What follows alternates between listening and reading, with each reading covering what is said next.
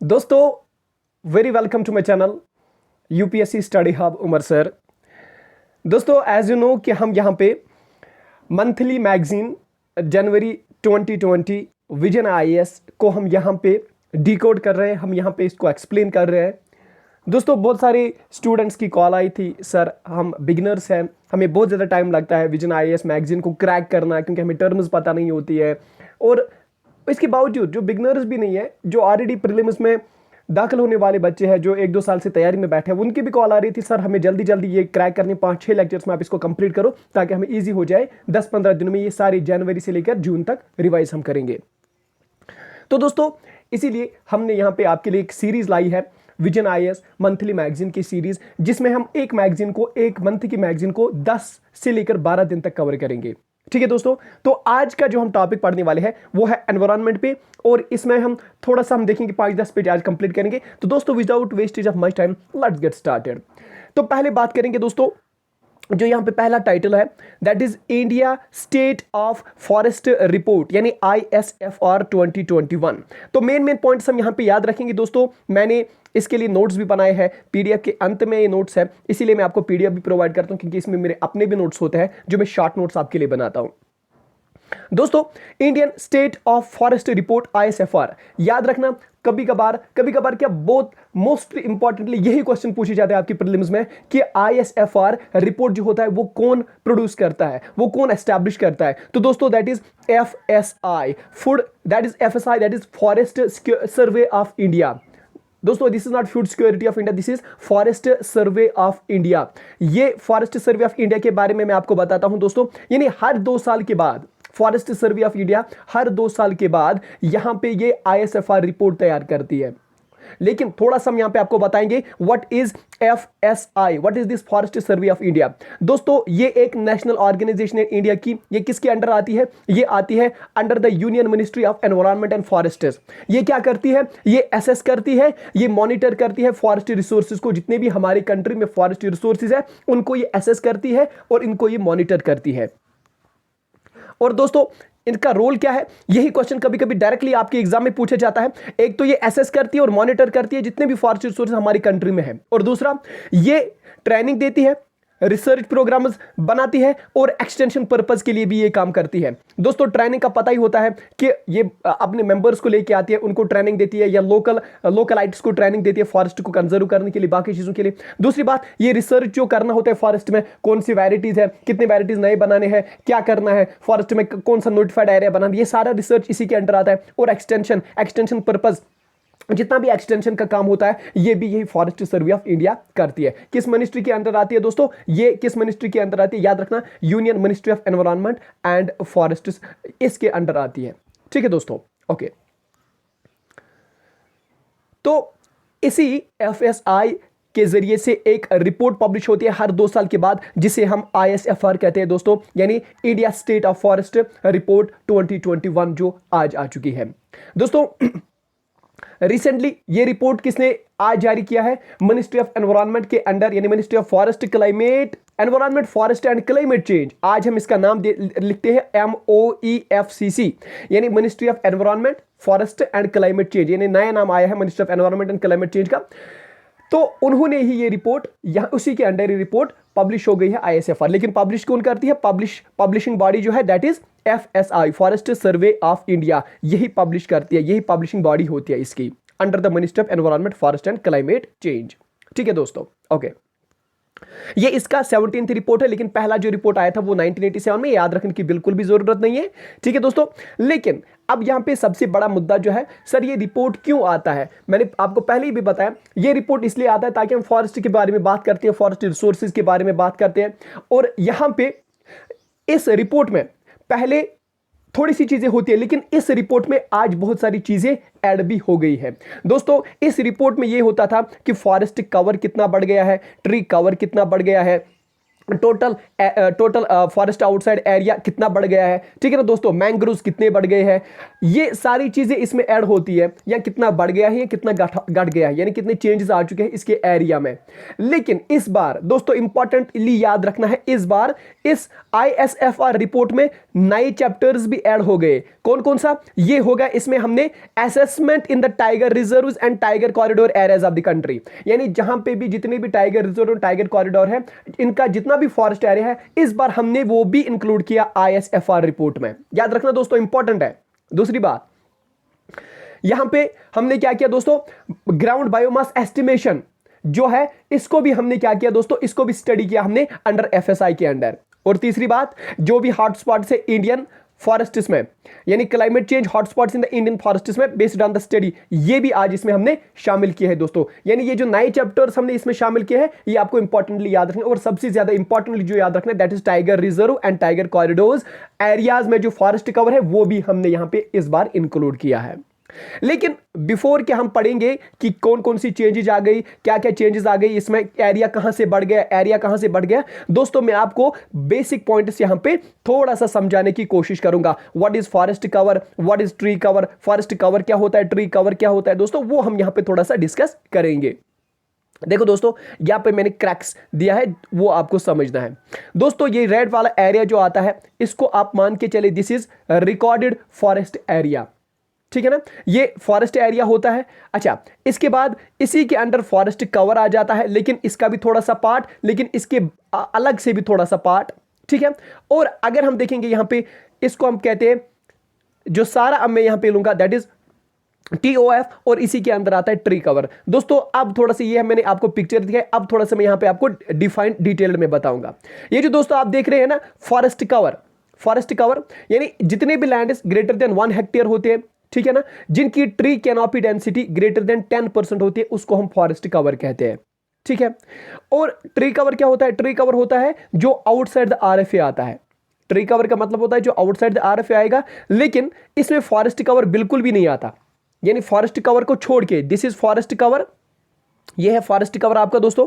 Forest cover को छोड़ के इसके बावजूद इसके बरक्स आता है ट्री कवर, ठीक है ना दोस्तों। ये लेस देन 1 हेक्टेयर होता है और include the orchards, bamboo, palm trees और श्रब्स, इसमें ये सारी चीजें भी आती है।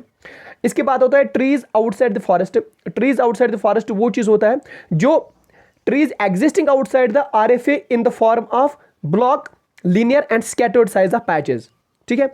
और forest area, what is forest area दोस्तों, forest area in government records, RFA, इसको हम कहते हैं RFA भी, रिकॉर्डेड फॉरेस्ट एरिया, ये लीगल रेलिवेंस होती है। और रिकॉर्डेड फॉरेस्ट एरिया के दो किस्में होते हैं, that is reserved forest and protected forest. Reserved forest आपके चैप्टर 2 में आता है, जिसके लिए हाई लेवल प्रोटेक्शन की जरूरत होती है, और प्रोटेक्टेड फॉरेस्ट एरिया आपके चैप्टर 4 में आता है, जिसके आपको लो लेवल प्रोटेक्शन की जरूरत होती है। दोस्तों अभी तक मैंने इसको पढ़ा है, आपको समझाया नहीं है, अब हम यहां पे समझते हैं।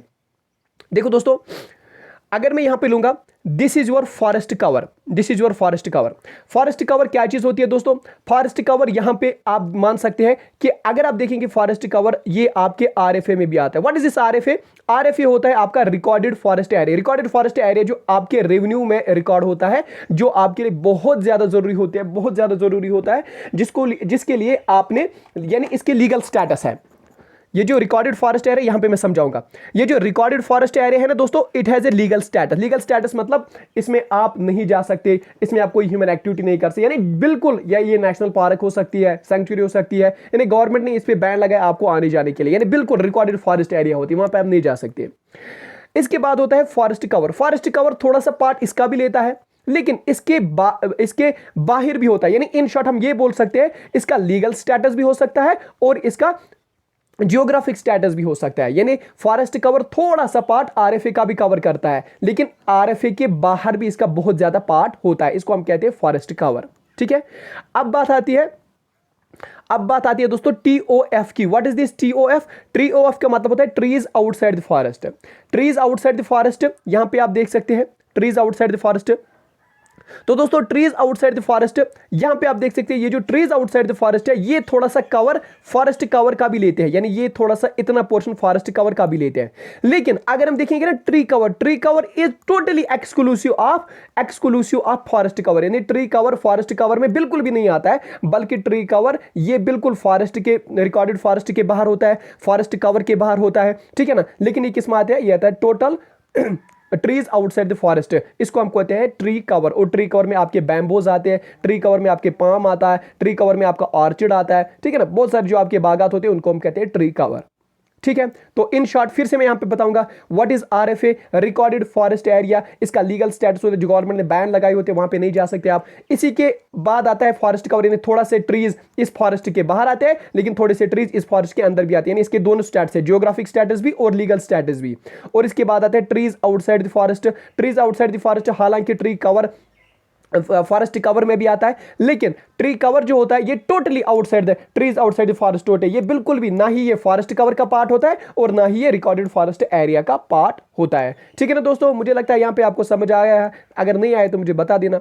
ठीक है, अब यहां पे एक और टर्म्स आपको मिलेगी, दो बहुत सारी टर्म्स देखने को मिलेगी, that is VDF, that is very dense forest. वो लैंड होते हैं जिसकी ट्री कैनोपी डेंसिटी 70% है, उससे अबव होती है। एमडीएफ यानी मीडियम डेंसिटी फॉरेस्ट, जिनकी 40 to 70% होती है, और ओपन जिनका 10 to 40% होता है। And what is scrub, scrub होता है दोस्तों degraded forest land with tree cover density less than 10%। और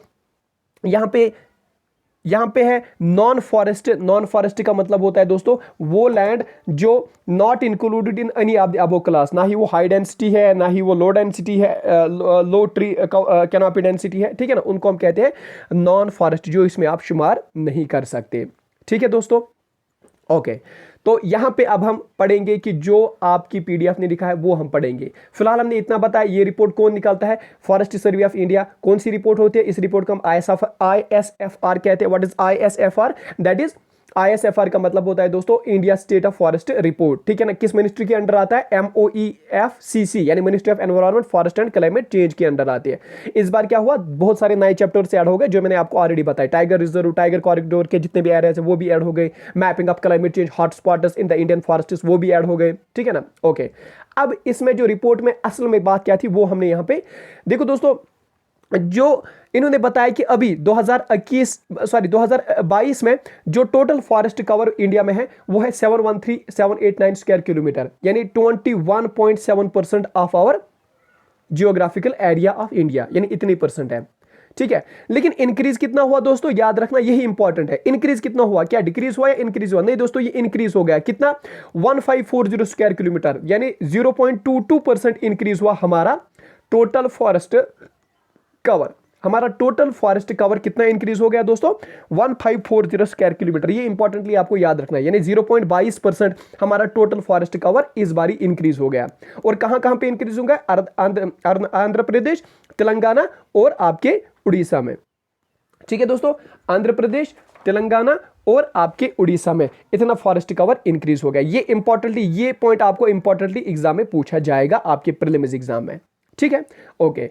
अच्छा, इसी की बात करेंगे, अगर टोटल फॉरेस्ट कवर यहां पे इंक्रीज हो गया है 1540 स्क्वायर किलोमीटर, लेकिन इनमें से कितना कितना इंक्रीज हो गया है, यही तो हमारा टोटल फॉरेस्ट कवर बनाता है। वेरी डेंसिटी फॉरेस्ट कितना, ये 501 स्क्वायर किलोमीटर इंक्रीज हुआ। ठीक है, MDF मिड डेंसिटी फॉरेस्ट, ये हमारा डिक्रीज हो गया 1582। ये इंपॉर्टेंट है, याद रख लें दोस्तों। अगरचे हमारी VDF, OF, सिक्रब्स ये इंक्रीज हो गए, लेकिन हमारे जो मिडिल डेंसिटी फॉरेस्ट है वो सारे, यानी मॉडरेट डेंसिटी फॉरेस्ट जो है वो डिक्रीज हो गए। कितना, 1582 स्क्वायर किलोमीटर, यानी 2019 के सेंसस के मुताबिक के कंपैरिजन में मॉडरेट डेंस फॉरेस्ट जो हमारे हैं, मॉडरेट डेंस फॉरेस्ट वो हमारे यहाँ पे डिक्रीज हो गए। हालांकि अगर overall forest density cover increase हो गया, क्योंकि उसमें very dense forest, scrubs, open forest ये सारे इंक्रीज हो गए, हालांकि मॉडरेट डेंस फॉरेस्ट हमारे यहाँ पे डिक्रीज हो गए, जो आपको इंपॉर्टेंटली याद रखना है। ठीक है दोस्तों, ओके।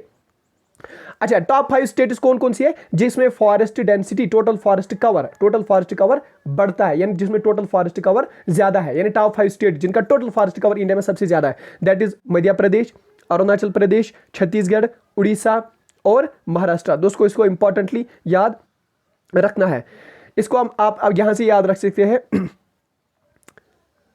MCOM अरुणाचल प्रदेश, यानी आपने MCOM किया अरुणाचल प्रदेश में। M मतलब मध्य प्रदेश, C मतलब छत्तीसगढ़, O मतलब उड़ीसा, M मतलब महाराष्ट्र, और आपने MCOM किया अरुणाचल प्रदेश में। ये आप कोड बना के इसको याद कर सकते हैं। ठीक है, इसी तरह से दोस्तों ये 5 स्टेट्स थी। इसी तरह से इंडिया के 5 ऐसे स्टेट्स जो जिनका फॉर एग्जांपल, अगर ये स्टेट है ना दोस्तों, अगर ये फॉर एग्जांपल 2 किलोमीटर स्टेट है, यानी 2 किलोमीटर स्क्वायर किलोमीटर के एरिया पे पूरी फैली हुई ये स्टेट है। लेकिन इस 2 किलोमीटर के पूरे एरिया में जंगल कितना आता है, उसको हम कहते हैं total percentage geographical area of India, यानी टोटल परसेंटेज कितना आता है इसको फॉरेस्ट कवर का।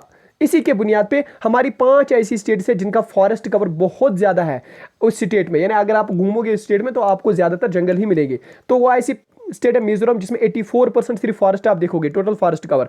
उसके बाद अरुणाचल प्रदेश 79, इसके बाद मेघालय 63, उसके बाद मणिपुर, उसके बाद नागालैंड। ठीक है ना। तो ये भी आपको इंपॉर्टेंटली याद करना है आपके प्रीलिम्स पर्सपेक्टिव से। और बहुत सारे जो भी सीडीएस एग्जाम है उसमें ये भी पूछा जाता है कि फॉरेस्ट कवर कहां पे ज्यादा है और एरिया वाइज भी बताया जाता है। ठीक है दोस्तों, ओके। इसके बाद हम बात करेंगे ट्री कवर के बारे में। What is tree cover? ये बिल्कुल ना ही आपके फॉरेस्ट एरिया में आता है ना ही आपके फॉरेस्ट कवर में आता है, ये बिल्कुल इसके बगैर आता है। यानी इसमें आप ऑर्चर्ड्स भी लेते हो, अपने बागात भी ले सकते हो, बैम्बूज भी ले सकते हो, शरब पाम ट्रीज भी ले सकते हो, इसीलिए ये फॉरेस्ट में इंक्लूड नहीं होते। ये कितना एरिया है दोस्तों? इसका एरिया इतना है, लेकिन सबसे ज्यादा हाईएस्ट ट्री कवर कहां पे? महाराष्ट्र में। इंक्रीज कितना हो गया? 0.76%। तो ये भी अच्छी बात है, हमारा ट्री कवर इंक्रीज हो गया है 721 स्क्वायर किलोमीटर, या जिसे आप 0.76% बोलिए इंक्रीज हो गया। इसके बाद दोस्तों ट्रीज आउटसाइड द फॉरेस्ट, ये कितने मिलियन हेक्टेयर से? 29.29 मिलियन हेक्टेयर्स। ठीक है ना। सबसे ज्यादा कहां पे? महाराष्ट्र में, उसके बाद उड़ीसा में, उसके बाद कर्नाटक में। ठीक है ना। और अगर हम देखेंगे दोस्तों जियोग्राफिकल एरिया के मुताबिक लक्षद्वीप ऐसी स्टेट है, ऐसी यूटी है जिसमें total trees outside the forest बहुत ज्यादा आपको देखने को मिलेगा। उसके बाद केरला, उसके बाद गोवा में। ये क्या है? Highest percentage of the trees outside the forest geographical area के बुनियाद पे। ठीक है।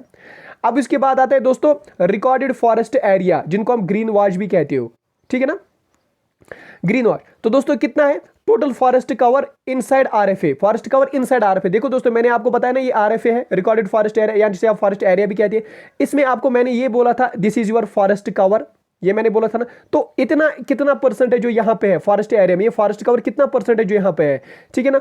ये हुआ है इंक्रीज 31 स्क्वायर किलोमीटर। लेकिन अगर हम आउटसाइड आरएफए की बात करें, मैंने बोला था ये ऐसे है, ये आरएफए है, ये फॉरेस्ट कवर है। ठीक है ना। तो ये कितना एरिया जो आउटसाइड फॉरेस्ट एरिया है वो हुआ है इंक्रीज 1509 स्क्वायर किलोमीटर।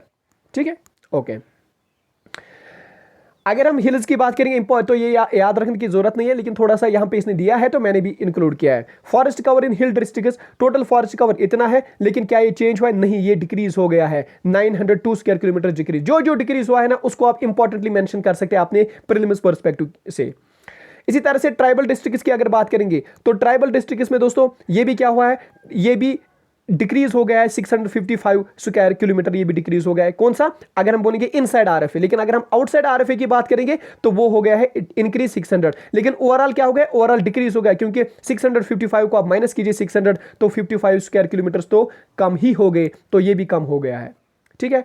अगर हम नॉर्थ ईस्टर्न रीजन की बात करेंगे तो टोटल फॉरेस्ट कवर यहां पे इतना है और ये भी डिक्रीज ही हो गया है, 0.60% ही डिक्रीज हो गया है। तो ये भी आप इंपॉर्टेंटली याद कर सकते हैं। दोस्तों मैंने क्या बोला, इस बार 2022 में जो ये आईएसएफआर रिपोर्ट आई इसने टाइगर कॉरिडोर को भी इंक्लूड किया है पहली बार। तो आप देख सकते हैं इतने स्क्वायर किलोमीटर टाइगर के हैं। ठीक है ना। और सबसे ज्यादा हाईएस्ट कहां पे है? टाइगर रिजर्व एरिया जो है वो है नागार्जुना सागर श्री सलाम टाइगर रिजर्व आंध्र प्रदेश में। ये आपको प्रीलिम्स में जरूर पूछा जाएगा दोस्तों। ठीक है ना। ओके दोस्तों, अब ये क्या हो गया? इंक्रीज हो गया कि डिक्रीज हो गया? ये इंक्रीज हो गया है। फॉरेस्ट कवर इन टीआर अगर की बात करेंगे 2011 की बात करेंगे और 2021 इनको कंपैरिजन अगर करेंगे, इन दोनों को कंपैरिजन करेंगे तो हम क्या देखेंगे? Forest cover in tiger reserve ये डिक्रीज हो गया है, लेकिन forest cover in tiger corridor ये इंक्रीज हो गया है। ठीक है ना। तो ओवरऑल अगर आप देख सकते हो ये थोड़ा सा इंक्रीज ही हो गया है दोस्तों। और कहां पे? टाइगर रिजर्व जहां पे ज्यादा फॉरेस्ट कवर इंक्रीज हो गया है वो है आपका भूसा वेस्ट बंगाल में। और अगर हम देखेंगे टाइगर रिजर्व जो लॉस हुआ है वो है कवाल तेलंगाना में, यानी वेस्ट बंगाल में इंक्रीज हो गया है और तेलंगाना में ये डिक्रीज हो गया है इसका एरिया। ठीक है ना। यानी अगर आप ओवरऑल बात करें कि टाइगर रिजर्व डिक्रीज हो गया, लेकिन टाइगर कॉरिडोर का फॉरेस्ट कवर इंक्रीज हो गया। इंक्रीज कहां पे हो गया? वेस्ट बंगाल में। डिक्रीज कहां पे हो गया? तेलंगाना में। इंपॉर्टेंटली याद रखना। मैंग्रोव कवर टोटल एरिया इतना है, इंक्रीज हो गया। हाँ, इंक्रीज कितना हो गया 17 स्क्वायर किलोमीटर्स। कहां कहां पे? उड़ीसा, महाराष्ट्र, यहां पे इंक्रीज हो गया है। इंपॉर्टेंटली याद रखना। बैम्बो, चलो ये जरूरत नहीं है याद रखने की, लेकिन फिर भी याद रखना कि ये इसका ट्रेंड डिक्रीज हो गया है। दोस्तों मैंने बोला ना, जो डिक्रीज हो गया उसको इंपॉर्टेंटली आपको याद करने हैं। मध्य प्रदेश में ये डिक्रीज हो गया। हालांकि बैम्बो अगर देखेंगे किस स्टेट में सबसे ज्यादा पाया जाता है, वो है मध्य प्रदेश। ठीक है दोस्तों, ओके। फॉरेस्ट कार्बन स्टोर, हमारे फॉरेस्ट कार्बन स्टोर कितना है दोस्तों? ये भी इंक्रीज हो गया है, यानी फॉरेस्ट कार्बन स्टोर इतने मिलियन टन है, और लेकिन ये भी इसका ट्रेंड भी है जो इंक्रीज हो गया। फायर प्रून फॉरेस्ट एरियाज, दोस्तों ये याद रख लेना, ये भी इंक्रीज हो गया है। कहां कहां पे? ज्यादातर उड़ीसा, मध्य प्रदेश और छत्तीसगढ़ में। इसी तरह से क्लाइमेट हॉटस्पॉट्स, क्लाइमेट हॉटस्पॉट्स दोस्तों यहां पे आप याद रख सकते हो कि hotspots to witness highest temperature increase, कहां पे ज्यादा टेंपरेचर इंक्रीज हुआ है वो है लद्दाख, जम्मू एंड कश्मीर, हिमाचल प्रदेश एंड उत्तराखंड। लेकिन जहां पे टेंपरेचर कम देखने को मिला वो है अंडमान निकोबार, वेस्ट बंगाल, गोवा, तमिलनाडु और आंध्र प्रदेश। ठीक है ना दोस्तों। हाईएस्ट रेनफॉल कहां पे? नॉर्थ ईस्टर्न स्टेट्स में हो गई और यहां पे अपर मलाबार कोस्ट में। लेकिन जो लोवेस्ट रेनफॉल देखने को मिल गई वो कहां पे देखने को मिल गई? अरुणाचल प्रदेश, सिक्किम, लद्दाख, जम्मू एंड कश्मीर और हिमाचल प्रदेश। ये आपको इंपॉर्टेंटली याद रखनी है ये चीजें।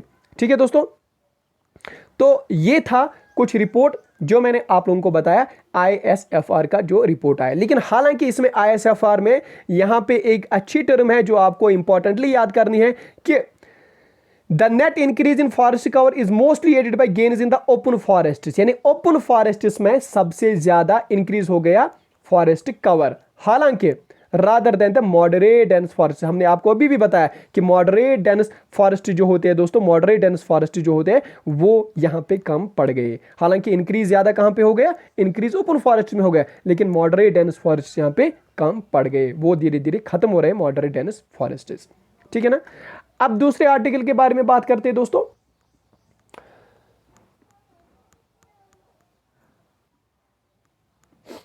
तो दूसरे एरिया के बारे में हम बात करेंगे दोस्तों, that is Indian environment service. देखो दोस्तों ये न्यूज में क्यों है? क्योंकि सुप्रीम कोर्ट ने सेंटर को बोला कि अब आपको क्या करना है, अब आपको इंडियन एनवायरनमेंट सर्विस बनानी है कि नहीं बनानी है। ठीक है ना। बेसिकली ये क्यों मुद्दा उठा था? अगस्त 2014 में TSR सुब्रमण्यम जो कि कैबिनेट सेक्रेटरी थे, उसको एक कमेटी में तश्कील किया गया, उसको वहां पे चेयरमैन बनाया गया उस कमेटी का, ताकि उस कमेटी में सिर्फ ये डिस्कस करना था कि क्या हमें IES that is Indian environment service बनानी चाहिए कि नहीं। क्योंकि हमारा जो फॉरेस्ट डिग्रेड हो रहा है, हमारे जो फॉरेस्ट, अगर हमारे यहाँ पे इंडियन फॉरेस्ट सर्विस है लेकिन इसके बावजूद भी हमारा एनवायरनमेंट डिग्रेड हो रहा है, क्योंकि ये यहाँ पे ज्यादातर काम नहीं कर पाते, एरिया स्पेसिफिक नहीं है, इसलिए उन्होंने बोला था कि एनवायरनमेंट को बचाने के लिए, बहुत सारे स्टेप्स उठाने के लिए हमें अलग से इंडियन एनवायरनमेंट सर्विस बनानी चाहिए जो पर्टिकुलरली इस पर्पज पे काम करेगी। तो सुप्रीम कोर्ट ने फिर से सेंटर को ये बोला है कि इंडियन एनवायरनमेंट सर्विस पे जो बात उठी थी उसका क्या। ठीक है। तो बेसिकली क्या हुआ था कि जब यहां पे TSR सुब्रमण्यम कमेटी जो थी, जो CR सुब्रमण्यम जो थे, जो यहां पे इसके चेयरमैन थे इस कमेटी के, ताकि ये बनाना है क्या करेंगे, क्या ये बनाएंगे कि नहीं बनाएंगे। लेकिन उन्होंने अपना रिपोर्ट दिया था, लेकिन उसके बाद इसको पार्लियामेंट्री स्टैंडिंग कमेटी ने रिजेक्ट किया था, इस रिपोर्ट को रिजेक्ट किया था। क्यों? क्योंकि उन्होंने बोला था कि ऑलरेडी हमारे बहुत सारे यहाँ पे इंस्टीट्यूशंस हैं, जो for example Indian forest service है, फॉर एग्जांपल बहुत से ऐसे इंस्टीट्यूशंस जो ऑलरेडी एनवायरनमेंट पे काम कर रहे हैं, अगर हम इंडियन एनवायरनमेंट सर्विस बनाएंगे तो that will lead to the multiplicity of institution, बहुत सारे इंस्टीट्यूशन यहाँ पे बन जाएंगे और फिर इसका कोई काम नहीं रहेगा, हालांकि सिर्फ और सिर्फ पैसे ही खर्च हो जाएंगे। ठीक है ना। तो पार्लियामेंट्री स्टैंडिंग कमेटी ने ये रीजन दिया था। ठीक है दोस्तों, ओके। हालांकि हम यहां पे बात करेंगे, तो अब हम थोड़ा सा बैकग्राउंड देखेंगे यहां पे कि इसको क्यों जरूरत था, इंडियन एनवायरनमेंट सर्विस को बनाने की क्यों जरूरत थी। यहां पे देखो दोस्तों, जरूरत इसलिए थी ताकि हमारी कंट्री जो है, इसमें हम देखेंगे कि जो एनवायरमेंटल लॉज है क्या ये इंप्लीमेंट भी हो रहे हैं, क्या ये यहां पे इंप्लीमेंटेशन उनका कितना फीसदी है, ये हम देख पाते हमारे मुल्क में। तो इस रिपोर्ट के मुताबिक इंडिया की स्ट्रॉन्ग एनवायरमेंटल पॉलिसी है और लेजिस्लेटिव भी फ्रेमवर्क भी बहुत स्ट्रॉन्ग है, लेकिन वीक इंप्लीमेंटेशन है। यानी जो सुब्रमण्यम ने यहां पे अपना रिपोर्ट दिया इस कमेटी ने, इसने बोला कि हमारे मुल्क में बहुत ज्यादा एनवायरमेंटल के स्ट्रिक्ट लॉज हैं, लेकिन वो इंप्लीमेंट ही नहीं होते। हालांकि लॉज है लेकिन वो इंप्लीमेंट नहीं होते हैं। ठीक है ना। तो इसी वजह से फिर क्या हो गया कि हमारे जो कंजर्वेशन एक्सपर्ट्स है, जो जुडिशरी है, ये नीड हुई थी कि हम ये एक इंडियन एनवायरनमेंट सर्विस ही बना डालेंगे। ठीक है ना, ओके। तो इंडियन एनवायरनमेंट सर्विस बन जाती तो ये सारे जो लॉज है ये इंप्लीमेंट हो जाते ग्राउंड लेवल पे। ठीक है, तो ये एक इसका बैकग्राउंड था, इसी वजह से ये बोला गया था कि इंडियन एनवायरनमेंट सर्विसेज हम बनाएंगे। ठीक है ना, ओके।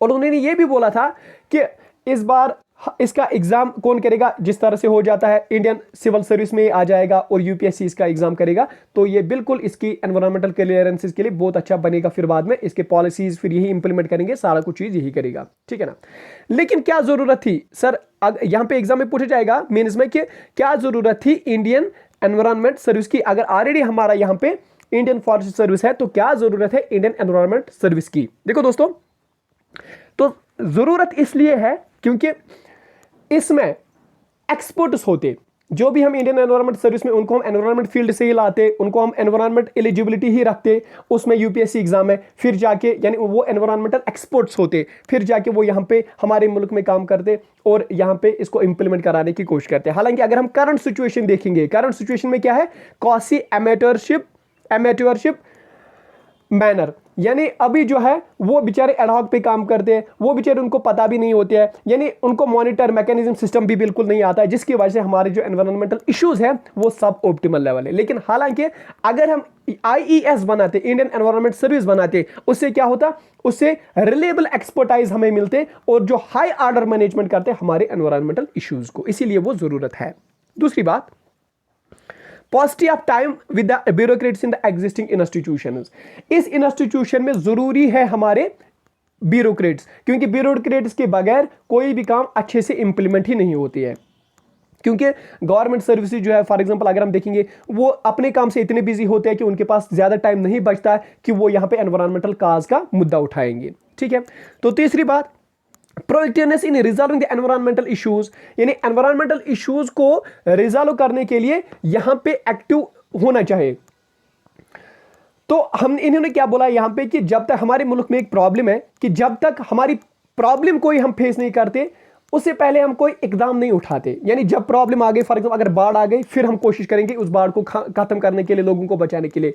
हालांकि हम ये नहीं कोशिश नहीं करेंगे कि बाढ़ आने से पहले लोगों को चेतावनी देते, बाढ़ आने से पहले लोगों को एक्सकवेट करते वहां पे। ठीक है ना, तो इसका मतलब यही है कि जब हमें environmental problems day by day बहुत ज्यादा बढ़ जाएगी, फिर बहुत ज्यादा प्रॉब्लम्स हो जाएगी। बेटर यही है कि हम प्रॉब्लम आने से पहले इसको सॉल्व करेंगे, तो लोगों को अवेयरनेस क्रिएट करेंगे, अर्ली वार्निंग सिस्टम बनाएंगे, और जिसकी वजह से ये सारा पॉसिबल है इंडियन एनवायरमेंट सर्विस की ही वजह से। तो उन्होंने ये भी बोला कि ऑलरेडी यहां पे इंडियन फॉरेस्ट सर्विस काम कर रही है, या नेशनल ग्रीन ट्राइब्यूनल काम कर रहा है, या एयर क्वालिटी मैनेजमेंट यहां पे ऑलरेडी काम कर रहा है। ठीक है ना दोस्तों, तो अगर ये ऑलरेडी यहां पे काम कर, लेकिन फिर भी एनवायरमेंटल इश्यूज क्यों है, तो इसी वजह से क्योंकि ये इनएडुकेट है, एग्जिस्टिंग सिस्टम जो है ये इनएडुकेट है, इसीलिए जरूरत है इंडियन एनवायरमेंट सर्विस बनाने की जो टोटली इसी पे काम करे। तो वे अहेड क्या है, वे अहेड यही है कि keeping states on the board, यानी यूनियन को चाहिए कि वो स्टेट्स को मनाए, उनको परसुएड करे, उनको बोले कि वो हाँ करे कि कॉन्स्टिट्यूशन में इंडियन एनवायरमेंट सर्विस भी आनी चाहिए। क्योंकि अगर आपने बोला अकॉर्डिंग टू द आर्टिकल 312, अगर कोई यूपीएससी में या इंडियन सर्विस में जो लाना है, इंडियन सिविल सर्विस में लाना है, तो it is the role of Rajya Sabha. Rajya Sabha ही अकॉर्डिंग टू द आर्टिकल 312 यहां पे कोई भी सर्विस नहीं ला सकती है। तो इसीलिए यूनियन को चाहे कि वो स्टेट्स को मनाए। इसी तरह से प्लानड पॉलिसी, यानी ये एक प्लानड पॉलिसी होनी चाहिए जो वेल प्लानड सिलेक्शन में, ट्रेनिंग में, डिप्लॉयमेंट में, प्रमोशन में, ये पॉलिसी होनी चाहिए कि बाद में कहां पे किसको डिप्लॉय करना है, किस ऑफिसर को प्रमोट करना है, सिलेक्शन किस तरह से हो जाएगी, ट्रेनिंग कहां पे उनको दी जाएगी इंडियन एनवायरमेंट सर्विसेज को, ये सारा प्लान होना चाहिए। और तीसरी बात, कोऑर्डिनेटेड एफर्ट, यहां पे नेसेसरी ये है कि लेजिस्लेचर कोऑर्डिनेट करना है ब्यूरोक्रेट्स के साथ, और फिलहाल यूनियन और स्टेट्स को आपस में कोऑर्डिनेट करना है। ठीक है, ओके। और लास्ट पॉइंट जो यहां पे दोस्तों, that is bridge the socio economic inequality.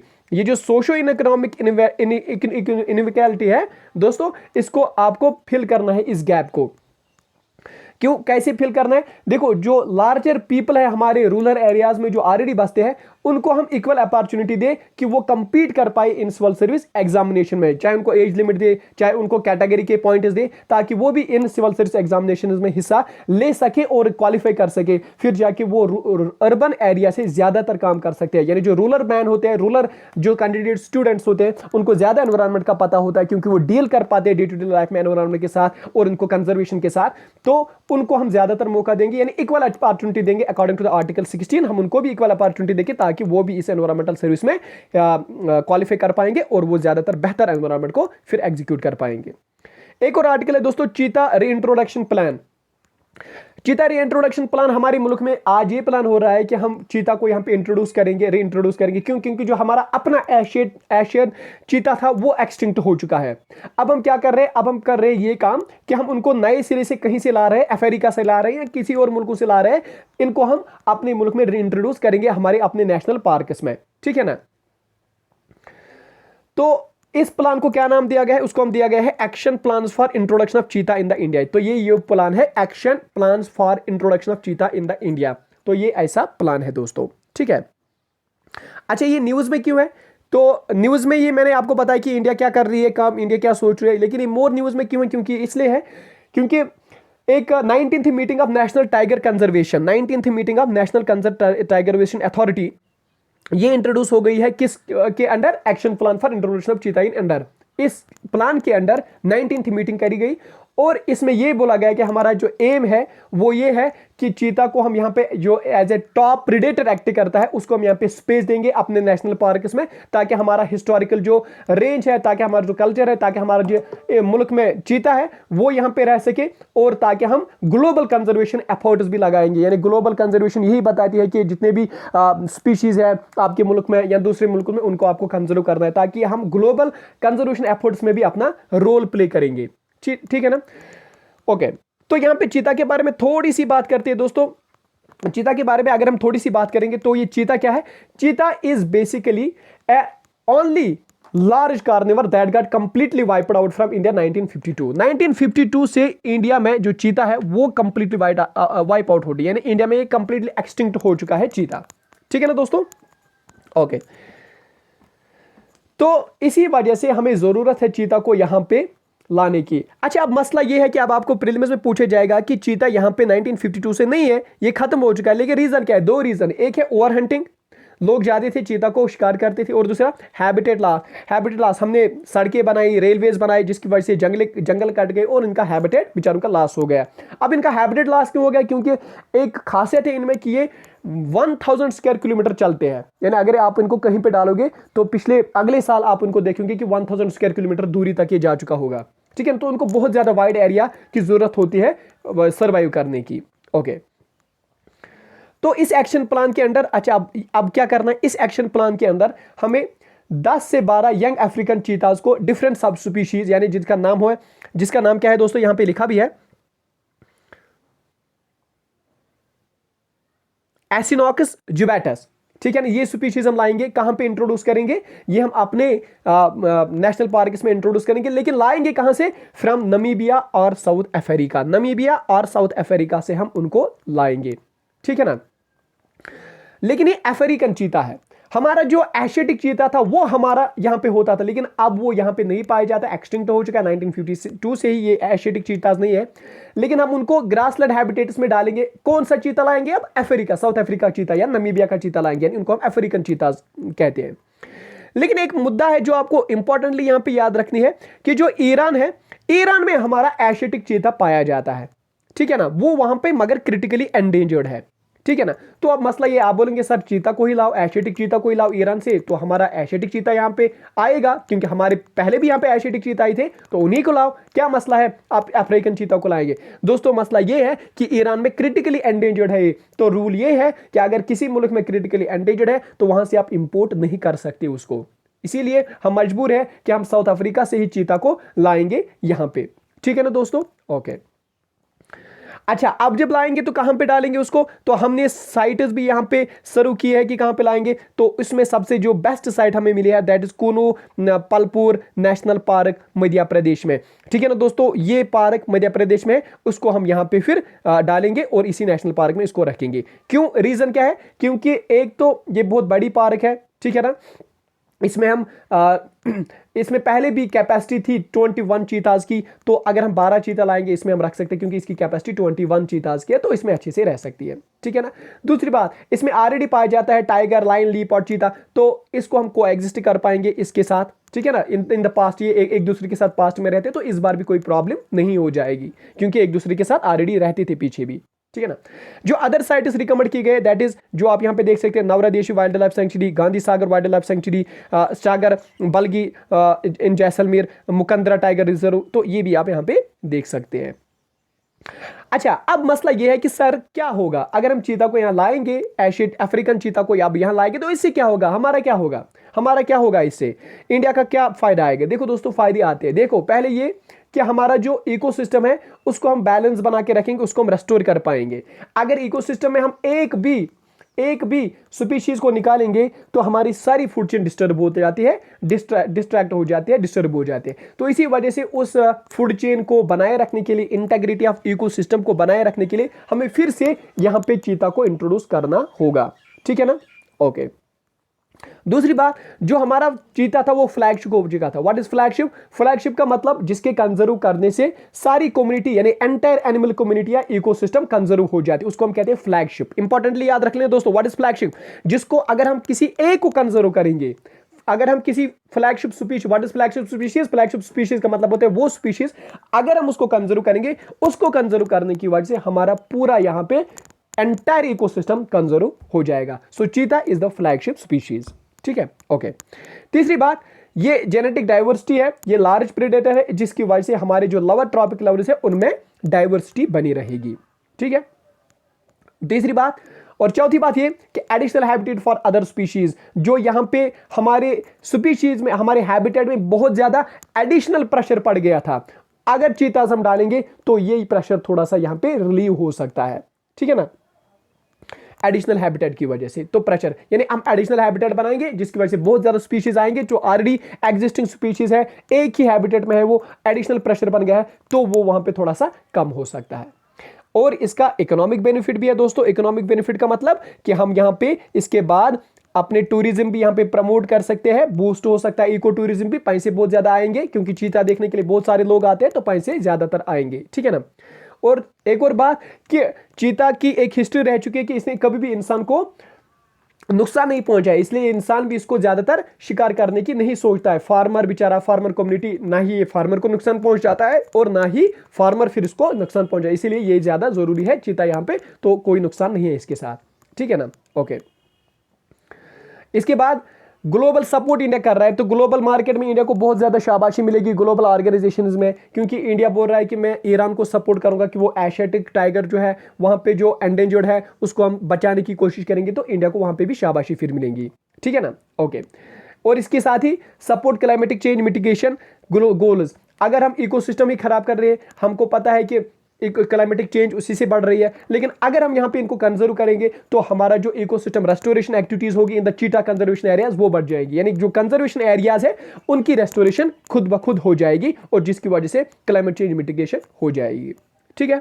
Okay, concern क्या है दोस्तों, लेकिन इसमें कंसर्न क्या है कि ये बात है पहले कि कोई साइंस ऐसी अवेलेबल नहीं है जो हमें बताएगी कि चीता, लाइन, टाइगर और लियोपार्ड कैन को exist in the same habitat. ये अभी तक कोई साइंस नहीं जिसने ये बताया, तो अभी हम एक्सपेरिमेंट ही कर रहे हैं कि अभी हमारे वहां पे लाइन भी है, टाइगर भी है, लियोपार्ड भी, अगर हम चीता डालेंगे देखेंगे क्या वो एग्जिस्ट कर पाएंगे कि नहीं, तो ये हमारे लिए बड़ा मुद्दा है। दूसरी बात, अगर हम देखेंगे कि हमारा जो चीता होता था एक साल में, वो मैंने ऑलरेडी आपको बताया 1000 स्क्वायर किलोमीटर चलता था, तो ये एक बड़ा मुद्दा है। अब देखना है कि ये जो अफ्रीकन चीता है ये कितना चलेगा, क्या हो सकता है यहाँ पे, क्योंकि हमारे पार्क्स का जो साइज है वो बहुत ज्यादा कम है अफ्रीका के साइज की वजह से, क्या ये यहाँ पे सर्वाइव कर पाएगा या नहीं, ये सबसे बड़ा कंसर्न है।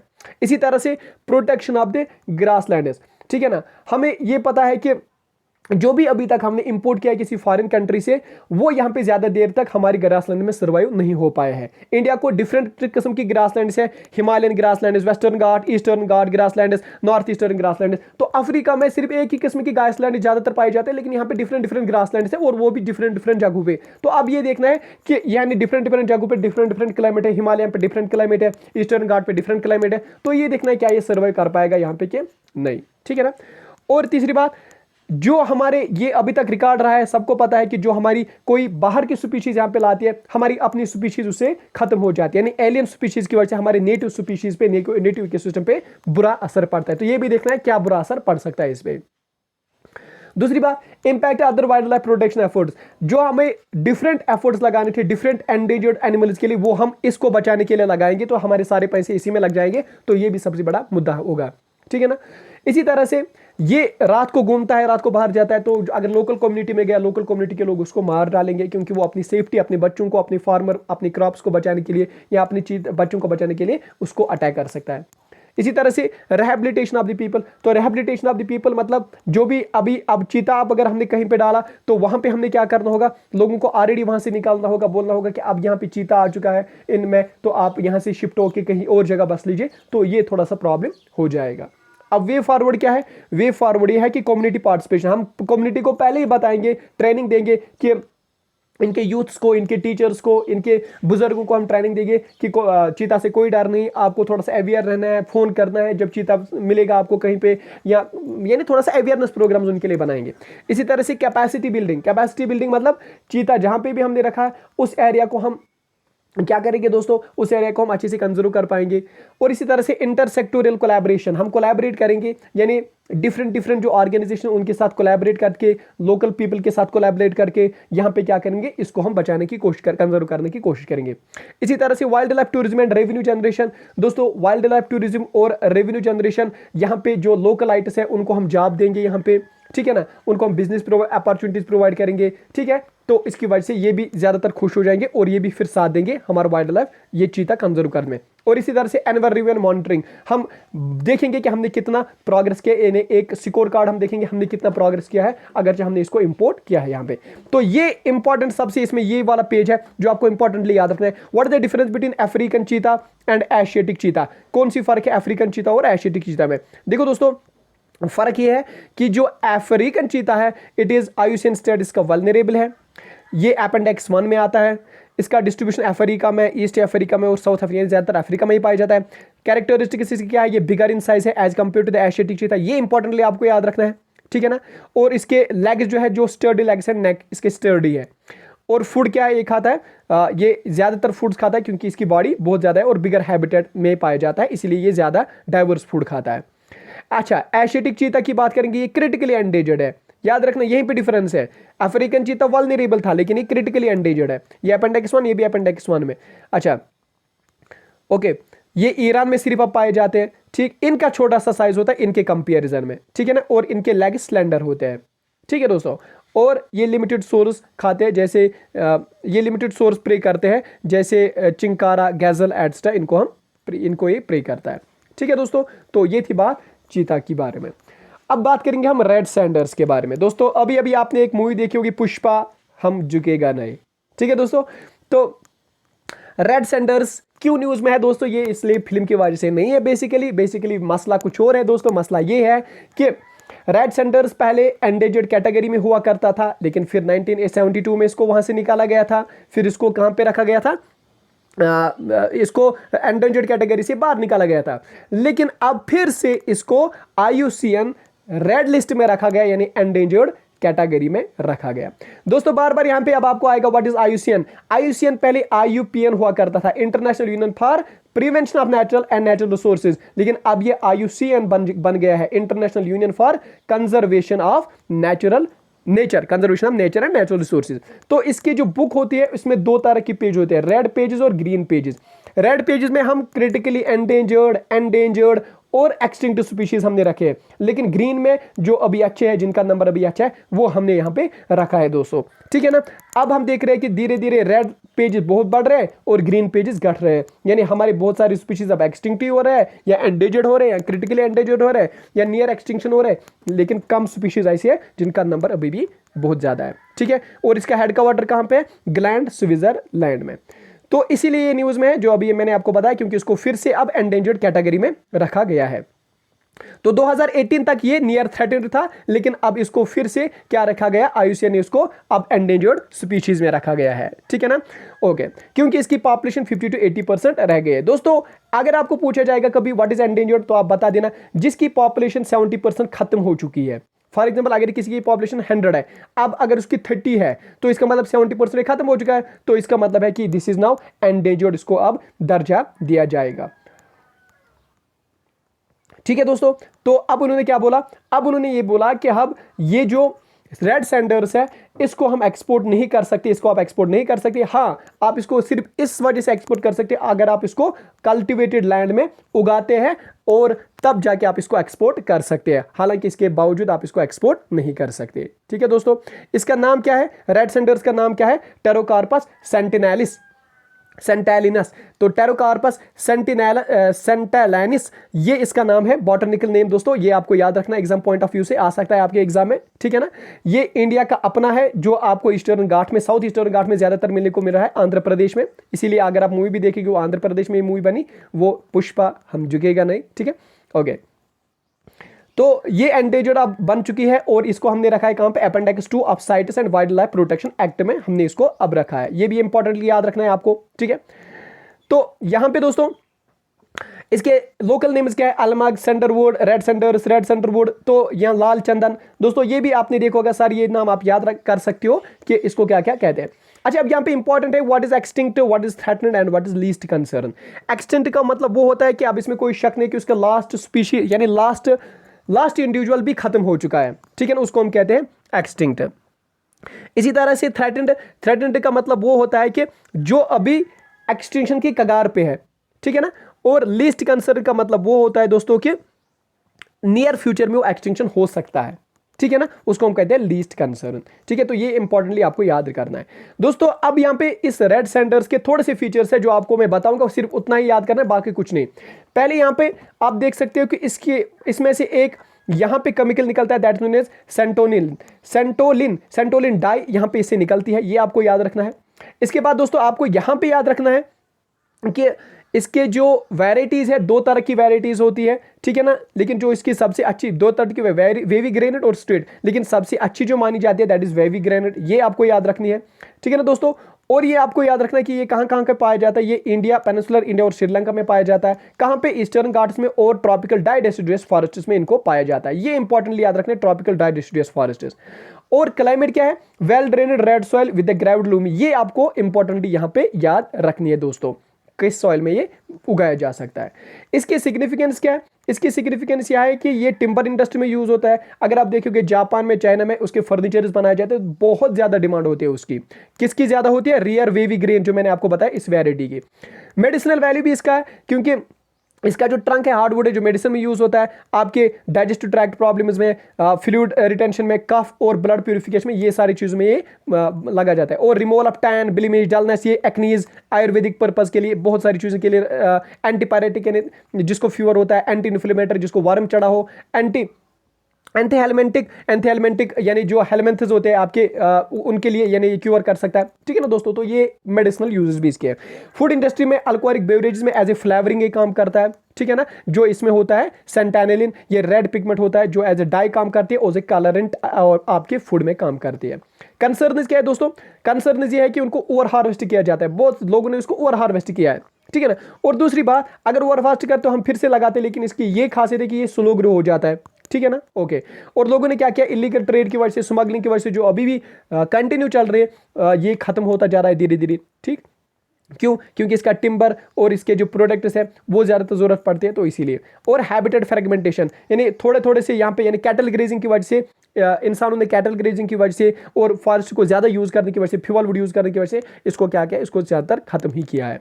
ठीक, अब बात करते हैं दोस्तों कंक्लूजन पे। कंक्लूजन पे क्या करना है, कंक्लूजन पे हमें इनको यही करना है, कंजर्व करना है, ठीक है ना, और इन पे अच्छे से लाज लगाने हैं ताकि उनको हम मॉनिटर कर पाएंगे, ताकि उनको हम बैन कर पाएंगे एक्सपोर्ट को, और यहाँ पे जो भी स्मगलिंग करते हैं उनको ज़्यादा से ज़्यादा सजा मिले।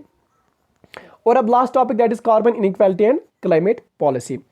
कार्बन इनइक्वालिटी और क्लाइमेट पॉलिसी में दोस्तों इन्होंने ये न्यूज़ में बेसिकली क्यों है, क्योंकि बोला जाता है कि जो वेल्दी पीपल है वो लार्ज कार्बन फुटप्रिंट्स यहां पे यूज करते हैं एज कंपेयर टू द जो गरीब है। What is carbon footprinting? Carbon footprinting का मतलब होता है कि कितना अमाउंट ऑफ कार्बन आपने हवा में भेजा बाय द ह्यूमन एक्टिविटी की वजह से, कितना कार्बन डाइऑक्साइड हवा में जाता है बाय द ह्यूमन एक्टिविटी की वजह से, उसको हम कहते हैं कार्बन फुटप्रिंट्स। तो ये भी पता है कि जो अमीर मुल्क है वो ऑलरेडी ज्यादातर वहां पे फैक्ट्रीज है, इंडस्ट्रीज है, वो ज्यादातर कार्बन डाइऑक्साइड हवा में भेजते हैं एज कंपेयर टू गरीब मुल्क, डेवलपिंग मुल्क। तो ये पहले हुआ कर रहा था, लेकिन आज ये न्यूज में इसलिए है क्योंकि ये बोल रहा है कि अब इन बिटवीन कंट्रीज नहीं, अब with in the country inequalities बढ़ रही है विद इन द कंट्री। यानी अमीर लोग जो है वो ज्यादातर कार्बन डाइऑक्साइड प्रोड्यूस करते हैं और गरीब लोग जो है वो कम कार्बन डाइऑक्साइड प्रोड्यूस करते हैं यहाँ पे बिकॉज ऑफ देयर रिसोर्सेज। तो इसी को हम कहते हैं कार्बन इनइक्वालिटी हम इसी को कहते हैं।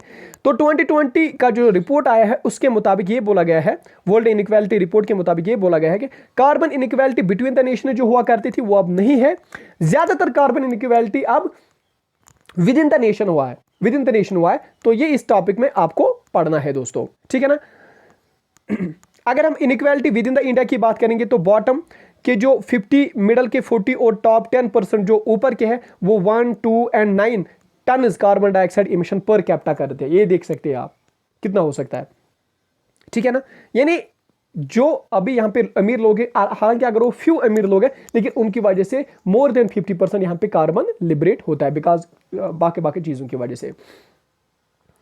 अच्छा, अब हमने इसको यहाँ पे खत्म कैसे करना है, कार्बन इनइक्वालिटी को खत्म कैसे करना है। देखो, proper tracking of individual emissions with in the countries में कौन ज्यादा इमिशन करता है उसको हमें यहाँ पे ट्रैक करना है, ठीक है।